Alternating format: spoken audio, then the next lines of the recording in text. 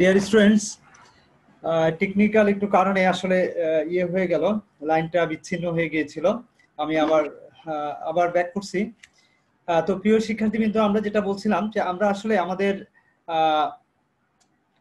আজকে 13তম ক্লাসের কার্যক্রম শুরু করতে যাচ্ছি। এই 13তম ক্লাসে মূলত আমি যেটা করবো সেটা হচ্ছে তোমাদের আমাদের যে কোর্স আর কি, লিগ্যাল অ্যাসপেক্টস অফ মার্কেটিং, সেই কোর্সের যে ইন্ট্রোডাকশন চ্যাপ্টার আছে, সেই ইন্ট্রোডাকশন চ্যাপ্টার নিয়ে মূলত আমরা আলোচনা করব। পাশাপাশি কন্ট্রাক্ট অ্যাক্টের ছোট ছোট আরো 2টা চ্যাপ্টার নিয়ে মূলত আলোচনা করব। তো প্রিয় শিক্ষার্থীবৃন্দ, তো আজকের এই ক্লাসে তোমাদের সবাইকে স্বাগত জানাচ্ছি। চলো যাওয়া যাক। আজকের ক্লাসের যে আলোচনাগুলো আছে, সেই আলোচনাগুলো আমরা আমাদের যে স্লাইডগুলো আছে, সেই স্লাইডগুলো তোমাদের সাথে শেয়ার করি। তো এই স্লাইডগুলোতে যেভাবে আলোচনা করা আছে বা যেগুলো উপস্থাপন করা হয়েছে, সেই জিনিসগুলো আমরা পর্যায়ক্রমে আলোচনা করব। প্রিয় শিক্ষার্থী বৃন্দ, আজকে মূলত আমার 13তম লেকচার আমরা নিতে যাচ্ছি। তো এই 13তম ক্লাসে আমরা মূলত 2টা বিষয় নিয়ে আমরা আলোচনা করব। একটা হচ্ছে introduction to legal aspects of marketing, আর একটা হচ্ছে তোমার কন্ট্রাক্ট অ্যাক্টের ছোট ছোট 2টা চ্যাপ্টার, সেটা হচ্ছে law of contract, definition and elements. প্রিয় শিক্ষার্থীবৃন্দ, এরপরে যে টপিকগুলো তোমরা দেখতে পাচ্ছ, আজকের ক্লাসে যে টপিকগুলো নিয়ে আমরা আলোচনা করব, সেই টপিকগুলো তোমাদের স্ক্রিনে নিশ্চয় তোমরা দেখতে পাচ্ছ। এটা প্রিয় শিক্ষার্থীবৃন্দ, তোমরা কি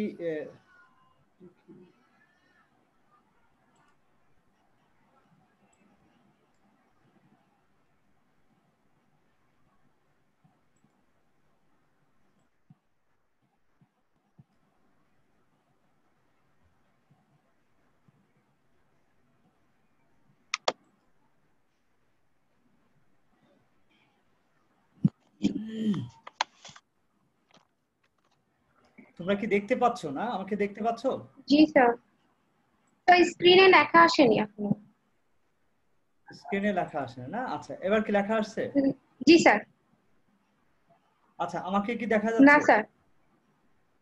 দেখা যাচ্ছে না? না, বুঝলাম না, আজকে টেকনিক্যাল একটু প্রবলেম দেখা দিচ্ছে। কেন এরকম হচ্ছে, কেন কি জানি। নিশাদকে ইয়ে করা দেখি, হাইলাইট হচ্ছে।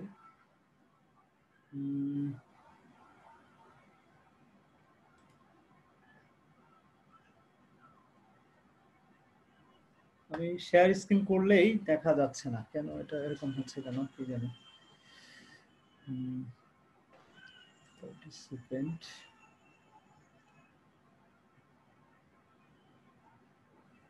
অফ করা।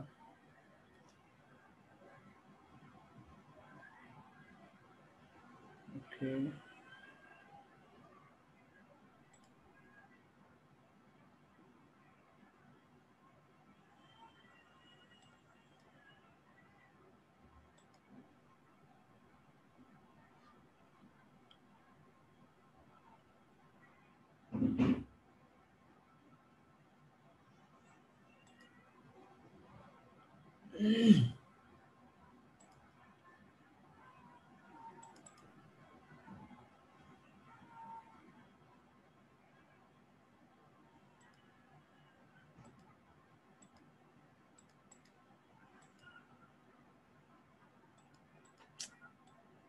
কি সমস্যা হলো আজকে?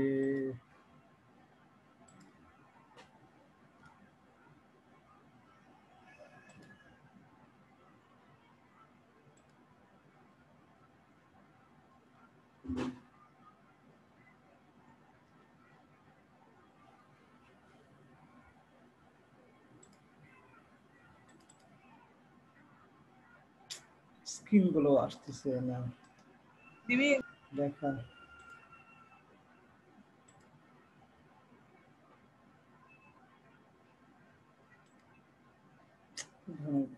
প্রবলেমটা তো নর্মালি ফেস করি না।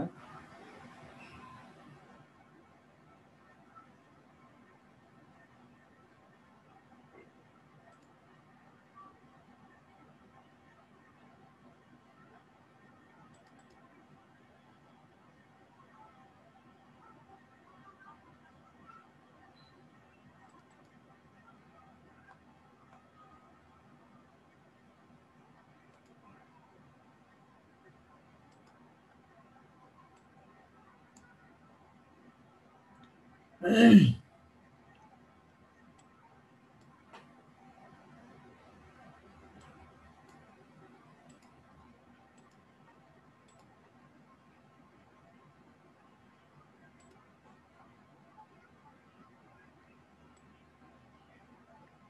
শিক্ষার্থীবৃন্দ, এবার মনে হয় দেখা যাচ্ছে আমাকে, না?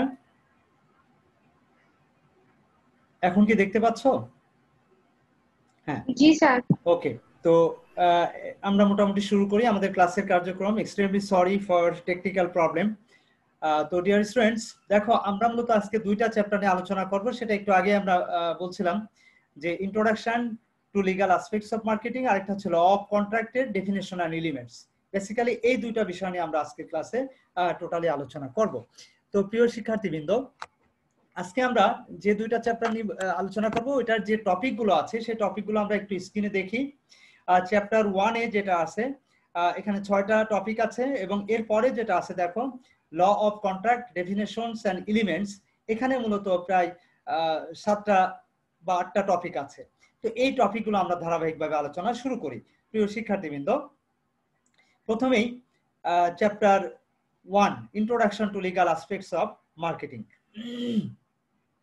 দেখো, শুরুতেই যে টপিকটা আসছে আমাদের আজকের আলোচনার, সেটা হচ্ছে meaning of legal environment. Legal environment বলতে আমরা আসলে বেসিক্যালি কি বুঝি? এতদিন ধরে আমরা লিগ্যাল বিষয়টা নিয়ে অনেক আলোচনা করছি, কিন্তু লিগ্যাল এনভায়রনমেন্ট অর্থাৎ আইনগত যে পরিবেশ, এই আইনগত পরিবেশ বলতে আমরা কি বুঝি সেই বিষয়টা মূলত আমরা ওইভাবে আলোচনা করা হয় নাই। তো আমরা সেই বিষয়গুলো মূলত এখন আলোচনা করার চেষ্টা করব। প্রিয় শিক্ষার্থীবৃন্দ, দেখো, আইনগত পরিবেশের সংজ্ঞা দিতে গিয়ে গ্রিক দার্শনিক এরিস্টটল, নিশ্চয় তোমরা নাম শুনেছ, সর্বপ্রথম উনি কি করছেন?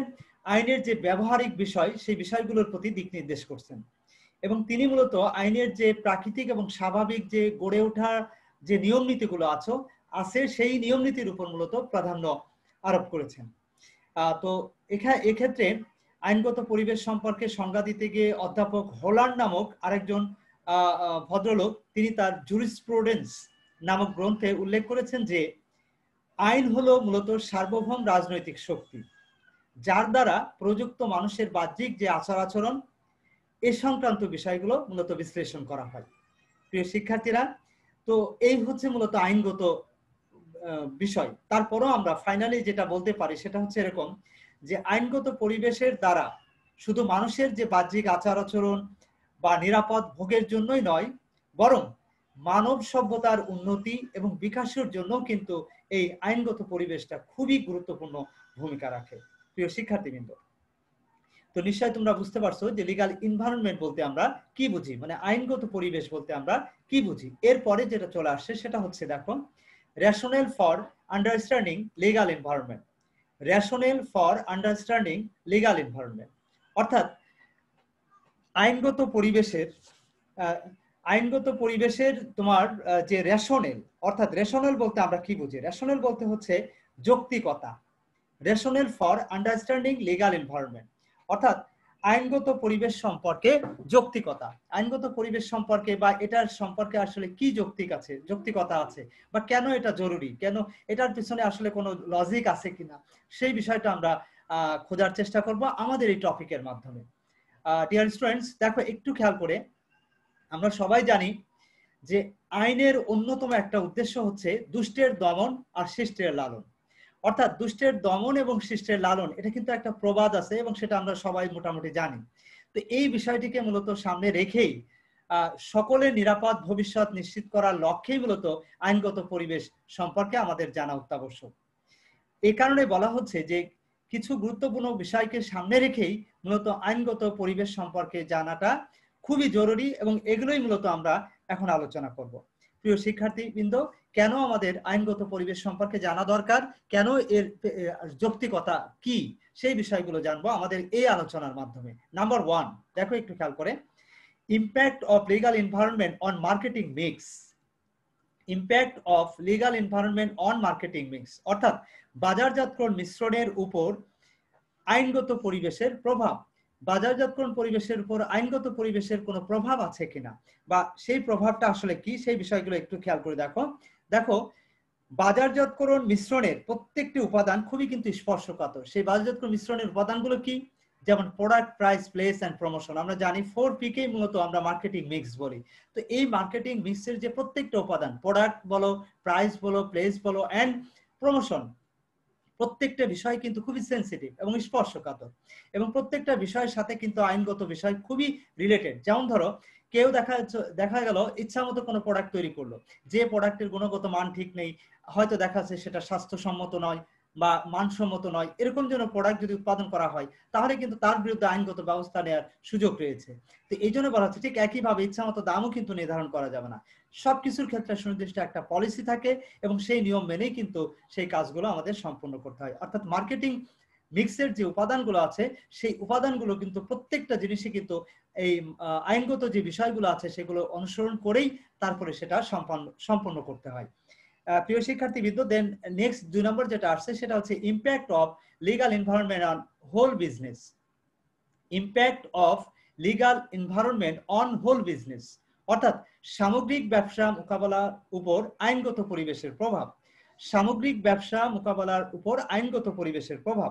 তো এক্ষেত্রে যে বিষয়টা বলা হচ্ছে, সামগ্রিকভাবে একটা ব্যবসাকে যদি আমরা, ব্যবসা বাণিজ্যকে যদি আমরা পরিচালিত করতে চাই, তাহলে সেক্ষেত্রে কিছু সুনির্দিষ্ট বিধান অবশ্যই আমাদেরকে মেনে চলতে হবে, এবং ওই বিধানগুলো যদি মেনে না চলা হয়, তাহলে কিন্তু আমরা কি করব, ব্যবসায়িকভাবে কিন্তু সফলতা লাভ করতে পারবে না।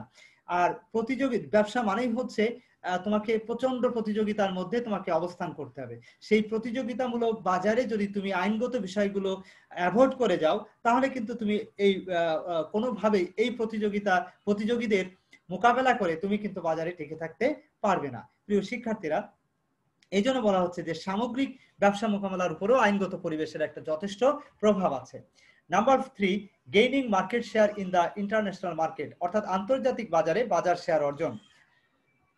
আন্তর্জাতিক বাজারে বাজার শেয়ার অর্জন অর্থাৎ আন্তর্জাতিক বাজারে যদি নিজেদের বাজার শেয়ার আমরা বৃদ্ধি করতে চাই, তাহলে সেক্ষেত্রে অবশ্যই আইনগত পরিবেশ সম্পর্কে আমাদের ব্যাপক জ্ঞান থাকা বা নলেজ থাকা অত্যাবশ্যক।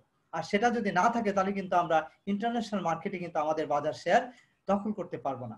নাম্বার 4, অ্যাভয়েড আনইথিক্যাল প্র্যাকটিস, অর্থাৎ অনৈতিক কার্যক্রম পরিহার। প্রিয় শিক্ষার্থীবৃন্দ, অনৈতিক যে কার্যক্রমগুলো আছে, অর্থাৎ ব্যবসায়ের ক্ষেত্রে কিন্তু ব্যবসায়ীরা অনেক ধরনের অনৈতিক কার্যক্রমের সাথে ইনভলভ হতে পারে।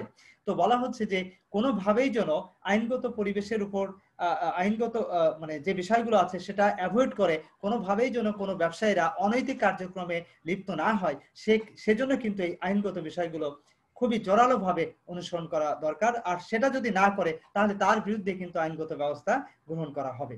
প্রিয় শিক্ষার্থীরা, এরপরে যেটা আসছে number 5, implement the government policies, অর্থাৎ সরকারি নীতিমালা বাস্তবায়ন। অর্থাৎ সরকারি নীতিমালা বাস্তবায়নের ক্ষেত্রে যে বিষয়টা বলা হচ্ছে সেটা হচ্ছে যে সরকারের কিছু সুনির্দিষ্ট নীতিমালা থাকে, এবং সেই নীতিমালাগুলো সঠিকভাবে বাস্তবায়ন করার জন্য কিন্তু আমাদের এ সম্পর্কে জ্ঞান অর্জন করা অত্যাবশ্যক। অর্থাৎ সরকারের যে নীতিমালাগুলো আছে সেগুলো আসলে কিভাবে ইমপ্লিমেন্ট হবে, কিভাবে বাস্তবায়ন হবে, কিভাবে ব্যবসায়ের উপর সেটার প্রভাব পড়ে, এই বিষয়গুলো সম্পর্কে যদি আমাদের ধারণা না থাকে, তাহলে তো আমরা সেটা অনুসরণ করতে পারবো না।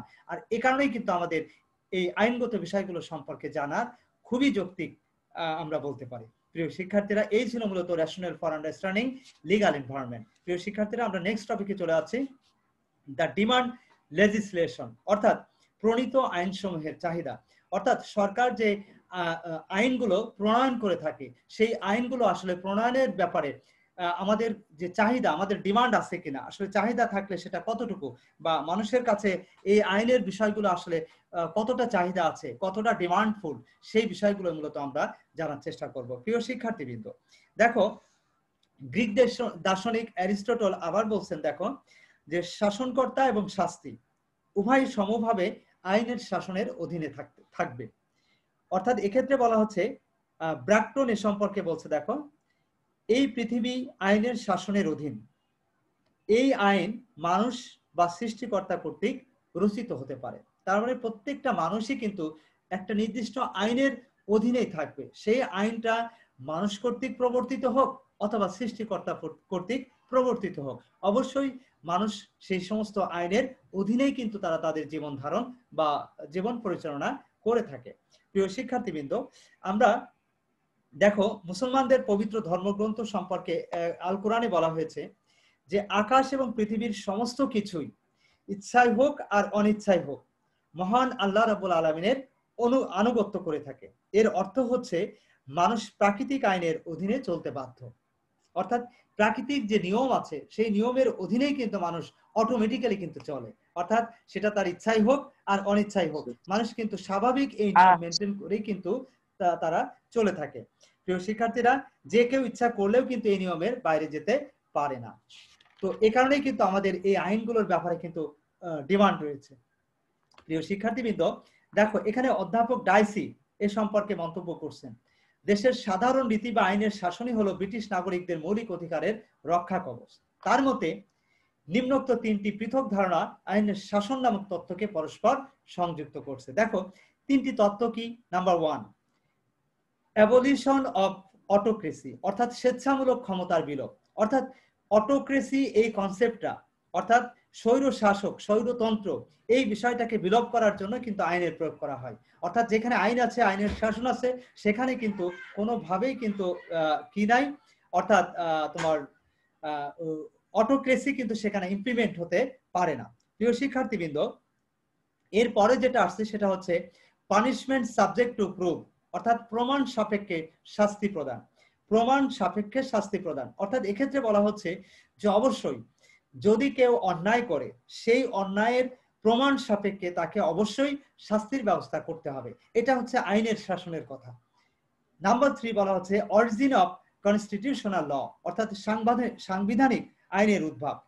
বিভিন্ন মামলায় বিচারপতিগণ তাদের দেয়া যে রায়, সেই রায়ের ফলাফলটাই হচ্ছে মূলত স্বাধীনতা এবং স্বাধীনতা বা স্বাধীনতার সার্বভৌমত্ব রক্ষা করে থাকে। প্রিয় শিক্ষার্থীরা, এর ফলে পরবর্তীতে রাষ্ট্রীয় সাংবিধানিক আইনে কিন্তু এই যে বিচারকরা যে তাদের যে অপিনিয়ন বা মতামত প্রদান করছে সেটাই কিন্তু সাংবিধানিক আইন হিসেবে গণ্য হয়ে থাকে।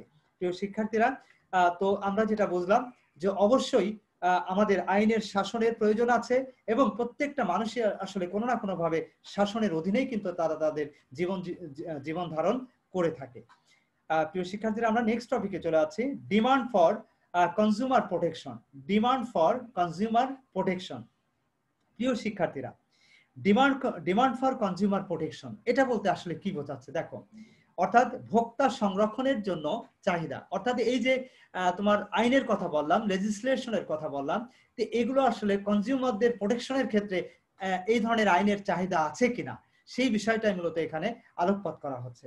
তো প্রিয় শিক্ষার্থীবৃন্দ, দেখো আমরা একটু খেয়াল করি, এখানে কিছু কোটেশন আছে যে when you have a good or service you rarely have perfect knowledge of its quality and safety. You are justified concerned about getting ripped off, thus the need for consumer protection. অর্থাৎ যখনই কিন্তু আমরা কোনো পণ্য বা সেবা ক্রয় করি তখন অবশ্যই আমাদের ধারণা থাকতে হবে যে কিভাবে আসলে ওই পণ্য থেকে আমরা নিজেদেরকে সেফ রাখবো, কিভাবে সেফলি সেটা আমরা ইউজ করব এবং সেটা থেকে কিভাবে আমরা উপকার পাবো, অর্থাৎ এবং সেটার ব্যবহার সম্পর্কে, অর্থাৎ কোনোভাবেই কনজিউমাররা যেন সেটা এফেক্টেড না হয়ে যায়, ওই প্রোডাক্টের ব্যবহার সম্পর্কে যদি না জানে বা যদি সুন্দরভাবে ব্যবহার করতে না পারে তাহলে কিন্তু কনজিউমারদের জন্য সেটা হার্মফুল হতে পারে। এই জন্য সেই প্রোটেকশনের বিষয়টাকে আগে গুরুত্ব দিতে হবে।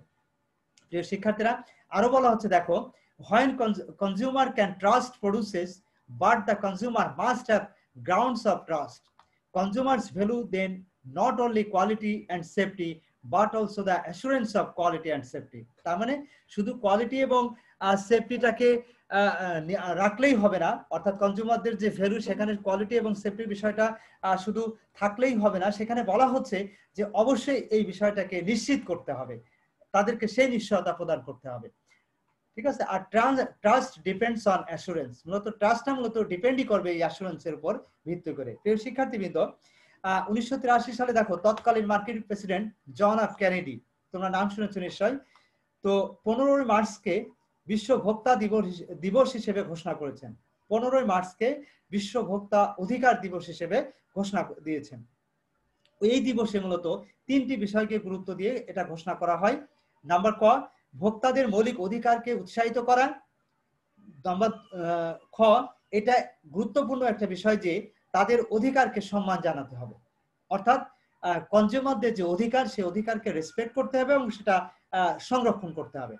গ নম্বর যেটা বলা হচ্ছে যে বাজারে অপব্যবহার বা সামাজিক যে অবিচার এটা থেকে ভোক্তাদেরকে অবশ্যই বাঁচাতে হবে বা রক্ষা করতে হবে। প্রিয় শিক্ষার্থীরা, নিশ্চয়ই আমাদের এই আলোচনার মাধ্যমে বুঝতে পারছি যে কনজিউমারদের প্রোটেকশনের বিষয়টা কিন্তু খুবই গুরুত্বপূর্ণ একটা বিষয়।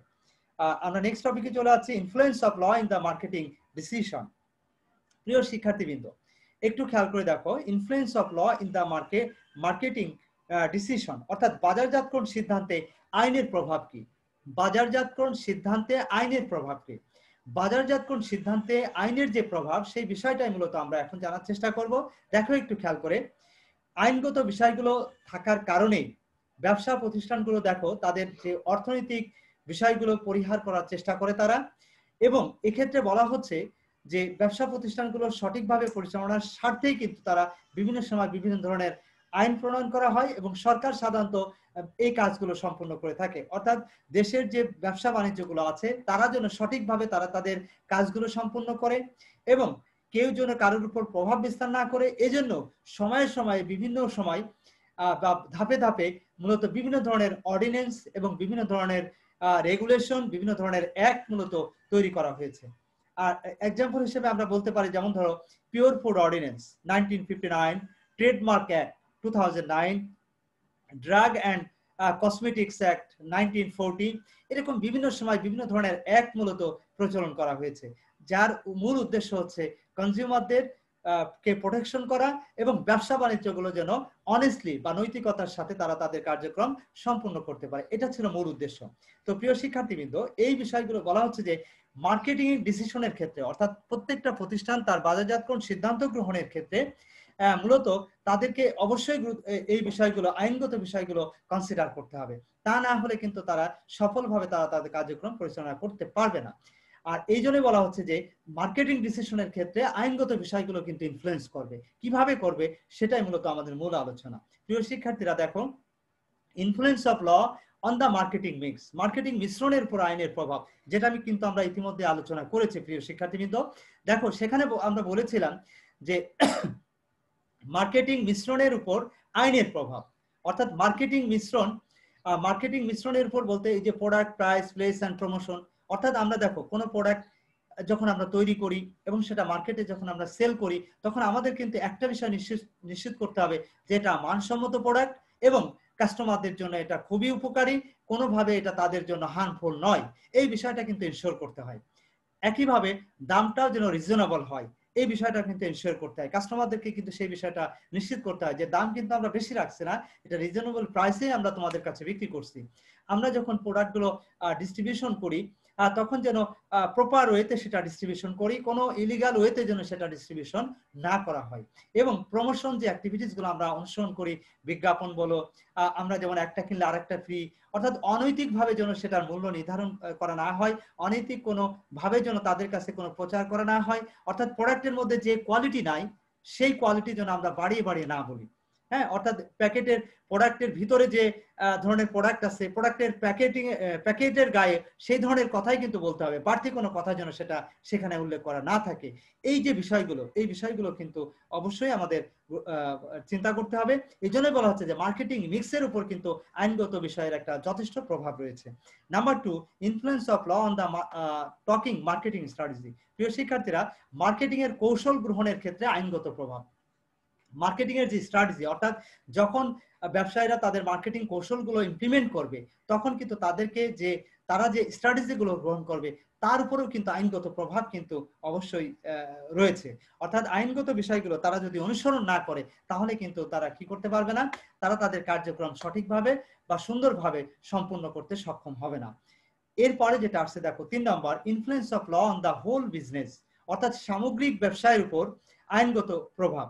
সামগ্রিক ব্যবসায়ের উপর আইনগত যে প্রভাবটা আছে সেটা কি, অর্থাৎ ব্যবসা বাণিজ্য যেভাবেই তোমরা পরিচালনা করো না কেন, মাথায় রাখতে হবে যে দেশের সরকার আছে, দেশের প্রচলিত কিছু আইন আছে, সেটাকে কোনোভাবেই অ্যাভয়েড করে কোনো ব্যবসা বাণিজ্য কিন্তু পরিচালনা করা কোনোভাবেই সম্ভব না, দেশে যদি আইনের শাসন বিরাজ থাকে। প্রিয় শিক্ষার্থীরা, সে কারণেই বলা হচ্ছে যে ব্যবসা করতে গেলেই কিন্তু আমাদের খেয়াল রাখতে হবে দেশের যে প্রচলিত আইন বা নিয়ম আছে সেটা আমাদেরকে সুন্দরভাবে সুচারুভাবে সেটা অনুসরণ করতে হবে এবং মেনে চলতে হবে। Number 4, influence of law on the international trade, আন্তর্জাতিক বাজারের ক্ষেত্রে আইনগত প্রভাব। প্রিয় শিক্ষার্থীরা, নিশ্চয়ই তোমরা বুঝতে পারছো যে দেশের প্রচলিত আইন যেমন আমাদেরকে মানতে হবে, সেটা ইন্টারন্যাশনাল বিজনেসের ক্ষেত্রেও কিন্তু একই বিষয় প্রযোজ্য। অর্থাৎ আমরা যখন আমাদের উৎপাদনকৃত পণ্য বিদেশে যখন আমরা রপ্তানি করব অথবা বিদেশ থেকে কোনো পণ্য যখন আমরা আমদানি করব, তখন দেশের যে প্রচলিত নিয়ম আছে, আইন আছে, সেটা অনুসরণ করেই কিন্তু করতে হবে। অর্থাৎ যেমন ধরো সরকারকে যে শুল্ক আমরা প্রদান করি, ট্যাক্স প্রদান করি, অর্থাৎ বাইরের দেশ থেকে পণ্য যদি আমরা আমাদের দেশে নিয়ে আসি তাহলে কিন্তু সরকারকে শুল্ক দিয়েই কিন্তু আমাদেরকে দেশে নিয়ে আসতে হবে। কিন্তু চোরাপথে নিয়ে আসলে সেটা তো আর আইনগত বিষয়গুলো সরকারের যে আইন আছে তার প্রতি রেসপেক্ট করা হলো না। আর এ কারণেই কিন্তু আমরা তখন বলবো যে তার মানে চোরাপথে নিয়ে আসাটা হচ্ছে অবৈধ এবং আইনের পরিপন্থী কাজ।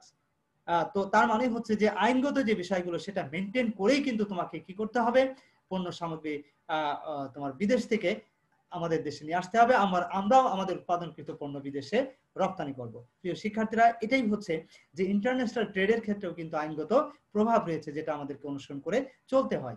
প্রিয় শিক্ষার্থীবৃন্দ, এরপরে যে বিষয়টা আসছে সেটা হচ্ছে লাস্ট টপিক আমাদের এই চ্যাপ্টারের, legal law against deceptive practice.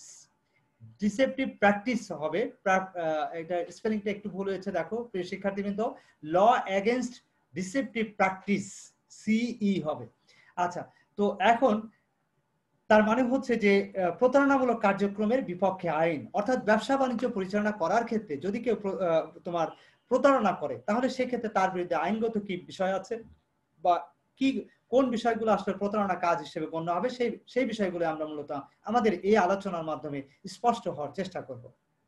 প্রিয় শিক্ষার্থীবৃন্দ, দেখো মার্কেটিং এর সাথে সম্পৃক্ত লোকজন অনেক সময় দেখা যাচ্ছে যে প্রতারণার আশ্রয় নেয় এবং স্বাভাবিকভাবেই ভোক্তারা এতে ক্ষতিগ্রস্ত হয়ে থাকে। সাধারণত ভোক্তারা প্রদত্ত মূল্যের তুলনায় বেশি কিছু পাওয়ার পরিবর্তে প্রকৃত সন্তুষ্টির প্রত্যাশা করে থাকে, কিন্তু বাস্তবে অনেক বাজারজাতকারী কিন্তু প্রকৃত উপকারিতার পরিবর্তে অধিক উপকারিতা তুলে ধরে, ফলে ভোক্তারা এটা বিশ্বাস করে অনেক সময় প্রতারিত হয়। প্রিয় শিক্ষার্থীরা, নিশ্চয়ই তোমরা বিষয়টা ক্লিয়ার হয়েছে যে আর এই বিষয়টিকে মূলত সামনে রেখেই প্রতারণার বিপক্ষে আইন তৈরি হয়েছে, অর্থাৎ কোনো ব্যবসায়ীরা যাতে জনসাধারণের সাথে কোনোভাবেই প্রতারণামূলক কার্যক্রম গ্রহণ করতে না পারে। প্রিয় শিক্ষার্থীরা, দেখো এক্ষেত্রে তিনটি উপায়ের কথা বলা হয়েছে। সাধারণ যে প্রতারণামূলক কার্যক্রম, এটা সাধারণত তিনটি উপায় হতে পারে। সেই তিনটি উপায় কি কি? Number 1, deceptive pricing. Deceptive pricing কি? দেখো, প্রতারণামূলক মূল্য ধার্য। ডিসেপটিভ প্রাইসিং অর্থাৎ প্রতারণামূলক মূল্য ধার্য। প্রতারণামূলক মূল্য ধার্যটা কি আসলে?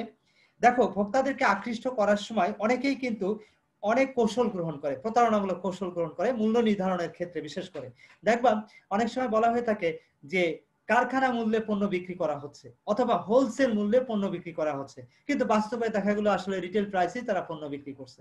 তো এটাও এক ধরনের ডিসেপটিভ প্রাইসিং আমরা বলতে পারি, অর্থাৎ প্রতারণামূলক মূল্য নির্ধারণ। তো এই হচ্ছে মূল বিষয়। এরপরে যেটা আসছে দেখো, ডিসেপটিভ প্রমোশন। প্রতারণামূলক প্রমোশন কার্যক্রম অনেক সময় গ্রহণ করা হয়। যেমন ধরো এখানে বলা হচ্ছে যে আমরা অনেক সময় মোটরসাইকেলের করার সময় দেখবে অ্যাডভার্টাইজিং দেওয়ার সময় বলে যে ঘন্টায় 80 কিলোমিটার চলে। তো 80 কিলোমিটার আসলেই বাস্তবে চলে কিনা সেটা কিন্তু একটা প্রশ্ন সাপেক্ষ বিষয়। তো তার মানে এটাও কিন্তু এক ধরনের প্রতারণামূলক, কারণ এটা কেনার আগে কিন্তু মানুষ ওইভাবে যাচাই বাছাই করার সুযোগ থাকে না। সে কারণেই মূলত বলা হচ্ছে যে আসলে এটা এক ধরনের ডিসেপটিভ প্রমোশনমূলক কার্যক্রম। প্রিয় শিক্ষার্থীরা, অর্থাৎ মূলত এক্ষেত্রে ব্যবসায়ীরা চাতুর্যের আশ্রয় গ্রহণ করে থাকে তাদের ব্যবসায়িক কার্যক্রম পরিচালনার ক্ষেত্রে বা প্রমোশনাল কার্যক্রম গ্রহণ করার ক্ষেত্রে। প্রিয় শিক্ষার্থীরা, নেক্সট যেটা আসছে ডিসেপটিভ প্যাকেজিং, প্রতারণামূলক প্যাকেজিং। আচ্ছা, প্রতারণামূলক প্যাকেজিং এর ক্ষেত্রে কি বলা হচ্ছে? দেখো, প্রতারণামূলক প্যাকেজিং এর ক্ষেত্রে যে বিষয়টা বলা হচ্ছে সেটা হচ্ছে যে এখানে যে বিষয়টা ক্লিয়ার করা হচ্ছে যে আমরা যখন প্যাকেট করি প্রোডাক্টগুলো, তো প্যাকেটের ভিতরে যে প্রোডাক্টগুলো আছে দেখবা সেই প্রোডাক্টের ইনগ্রিডিয়েন্টস গুলো না বলে আমরা প্যাকেটের গায়ে অনেক বাড়তি কথাবার্তা বলা যে এই জিনিসগুলো মূলত আছে, এই উপাদান দ্বারা এটা তৈরি করা হয়েছে। দেখা গেলো বাস্তবে সেই জিনিসগুলোর অনেকটাই নাই, তার ভিতরে অনেক ইনগ্রিডিয়েন্টস কিন্তু ওর ভিতরে নাই। তো তার মানে হচ্ছে এটা এক ধরনের প্রতারণা করা, অর্থাৎ প্রতারণামূলক প্যাকেজিং বলা হয়ে থাকে। অর্থাৎ যখন প্যাকেজিং করা হচ্ছে তখন তারা আসলে কাস্টমারদের সাথে এক ধরনের প্রতারণা করছে প্রিয় শিক্ষার্থীরা। এরপরে যে বিষয়টা আসছে সেটা হচ্ছে আমরা নেক্সট টপিকে চলে যাচ্ছি, চ্যাপ্টার 2.1 এবং চ্যাপ্টার 2.2 তে। প্রিয় শিক্ষার্থীরা দেখো, ল অফ কন্ট্রাক্ট অর্থাৎ ডেফিনেশন এন্ড এলিমেন্টস, এই দুইটা বিষয় নিয়ে মূলত এখানে আলোচনা করা হবে। তো আমরা শুরুতেই দেখো জানবো যে what is mean by law of contract. Law of contract বলতে আমরা আসলে কি বুঝি? প্রিয় শিক্ষার্থীরা দেখো, যে আইনের মাধ্যমে মানুষের চুক্তিগত অধিকার, কর্তব্য ও দায়িত্ব সৃষ্টি ও নিয়ন্ত্রণ করা হয় এবং ব্যবসায়িক লেনদেন সমূহ সম্পন্ন বা নিষ্পত্তি করা হয়, তাকেই মূলত আমরা চুক্তি আইন বলে থাকি। প্রিয় শিক্ষার্থীরা, এই প্রসঙ্গে স্যার উইলিয়াম অ্যানসন নামক একজন ভদ্রলোক উনি কি বলছেন সেটা আমরা একটু জেনে নিই। The law of contract is intended to ensure that what a man has been led to expect shall come to pass, and that what has been promised to him shall be performed. প্রিয় শিক্ষার্থীরা, তো নিশ্চয়ই তোমাদের কাছে বিষয়টা clear হয়েছে যে আসলে ল অফ কন্ট্রাক্ট বলতে কি বুঝি। তারপরেও আমরা যদি বলি তাহলে হচ্ছে যে সাধারণত মানুষের মধ্যে যে পারস্পরিক প্রতিশ্রুতি সম্পর্কীয় যে আচার আচরণ বা ব্যবহার বা এগুলো নিয়ন্ত্রণের জন্য বা ব্যবসায়িক বা অন্যান্য যে সমস্ত কার্যক্রম সম্পন্ন হয় সেটা আসলে নিশ্চয়তা প্রদানের উদ্দেশ্যে রাষ্ট্র বা সরকার কর্তৃক যে গৃহীত প্রচেষ্টা বা যে বিধিবিধান সেটাই মূলত হচ্ছে চুক্তি আইন। প্রিয় শিক্ষার্থীরা, এরপরে মূলত আমরা যে টপিকটা নিয়ে আলোচনা করব সেটা হচ্ছে characteristics of law of contract, অর্থাৎ চুক্তি আইনের বৈশিষ্ট্য কি। প্রিয় শিক্ষার্থীরা, আরো ক্লিয়ার হবে আমাদের এই আলোচনার মাধ্যমে। Characteristics or features of law of contract, অর্থাৎ আমরা ল অফ কন্ট্রাক্টের বৈশিষ্ট্যগুলো জানার চেষ্টা করবো। এখন দেখো, number 1, breach of business law. দেখো, ব্রাঞ্চ অফ বিজনেস ল, অর্থাৎ চুক্তি আইন হচ্ছে ব্যবসা আইনের একটা শাখা। Number 2, rules regarding human behaviour, অর্থাৎ মানুষের আচার আচরণ সংক্রান্ত বিধিবিধান। হ্যাঁ প্রিয় শিক্ষার্থীরা, ল অফ কন্ট্রাক্টে মূলত মানুষের আচার আচরণ সংক্রান্ত একটা বিধিবিধান মূলত সেখানে উপস্থাপিত হয়। Number 3, determination of policies, rights and duties. হ্যাঁ প্রিয় শিক্ষার্থীরা, ল অফ কন্ট্রাক্টে মূলত বিভিন্ন ধরনের নীতি, অধিকার এবং কর্তব্য নির্ধারণ করা হয়ে থাকে। Number 4, preparation of rules regarding contract, অর্থাৎ চুক্তি সংক্রান্ত বিভিন্ন যে বিধিবিধান সেটা মূলত এখানে রচনা করা হয়ে থাকে। নাম্বার 5, দেখো, execution and settlement of business transaction, অর্থাৎ ব্যবসায়িক লেনদেন সম্পাদন এবং সেটা নিষ্পত্তিকরণ। তো নাম্বার 6 দেখো বলছে ক্রিয়েশন অফ রেসপন্সিবিলিটি, অর্থাৎ দায় দায়িত্ব সৃষ্টি করে, অর্থাৎ ল অফ কন্ট্রাক্টের মাধ্যমে মূলত এক ধরনের দায় দায়িত্বের সৃষ্টি হয়। নাম্বার 7, অ্যাসুরেন্স, নিশ্চয়তা প্রদান। কিসের নিশ্চয়তা প্রদান? অর্থাৎ ব্যবসায়ীরা তার ব্যবসায়িক কার্যক্রম সুন্দরভাবে সুচারুভাবে পরিচালনা করতে সক্ষম হবে এই ল অফ কন্ট্রাক্টের থাকার কারণে। Number 8, creation of mutual trust and confidence. প্রিয় শিক্ষার্থীরা, এই ল অফ কন্ট্রাক্টের কারণেই মূলত পরস্পরের মধ্যে আস্থা এবং বিশ্বাস সৃষ্টি হয়ে থাকে। আর লাস্ট অন যেটা বলা হচ্ছে বেস অফ আদার লস, অন্যান্য আইনের ভিত্তি। হ্যাঁ প্রিয় শিক্ষার্থীরা, অন্যান্য যত আইন আছে সমস্ত আইনের ভিত্তি হচ্ছেই মূলত এই ল অফ কন্ট্রাক্ট। প্রিয় শিক্ষার্থীরা, আমরা নেক্সট টপিকে চলে যাচ্ছি। নেক্সট টপিকে যেটা বলা হচ্ছে importance of law of contract. এই ল অফ কন্ট্রাক্ট আসলে কেন গুরুত্বপূর্ণ আমাদের কাছে সেটা মূলত আমাদের এই আলোচনার মাধ্যমে জানার চেষ্টা করব। দেখো, আমরা একটু ফাস্ট যাচ্ছি, আসলে আমাদের সময় খুবই স্বল্প, অল্প সময়ের মধ্যে হয়তো 5-6 মিনিটের মধ্যে আমাদের ক্লাসের কার্যক্রম শেষ হয়ে যাবে, এই জন্য একটু ফাস্ট আগাচ্ছি। প্রিয় শিক্ষার্থী, একটু বোঝার চেষ্টা করো।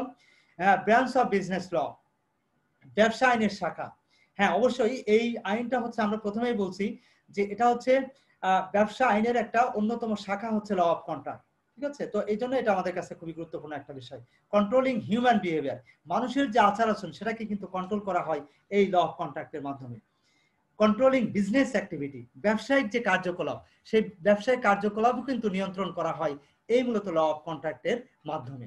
Number 4, creating mutual trust and confidence, পারস্পরিক আস্থা এবং বিশ্বাস সৃষ্টি করা হয় এই ল অফ কন্ট্রাক্টের মাধ্যমে।